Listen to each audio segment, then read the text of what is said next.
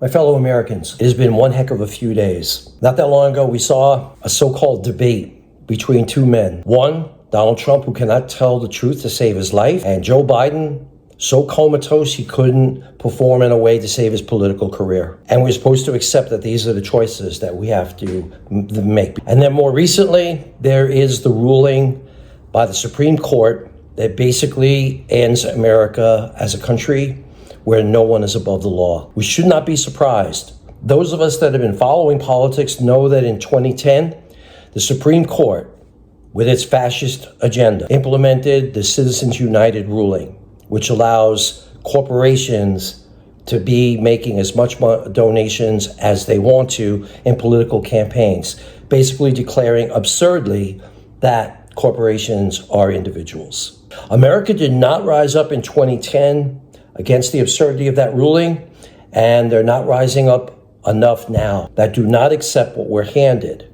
What we're handed is a reality that they're telling us this whole election will only come down to a couple of thousand people in a couple of states. That's absurd. It has to be a country where every vote is equal. I am the only candidate running that is proposing term limits, not just on Congress, but on the Supreme Court, that would keep this from happening. I am the only one saying that we need to have serious campaign reform. We need to undo Citizens United, and we need to undo this ruling that came out this week about presidential immunity. It is absurd for us to accept these circumstances. Folks, this is a time to stand up. I want you to check out my website, TonyBellizziForPresident.com, thecivilizationoflove.com, theloverevolution.xyz, and let's get involved and let's do something.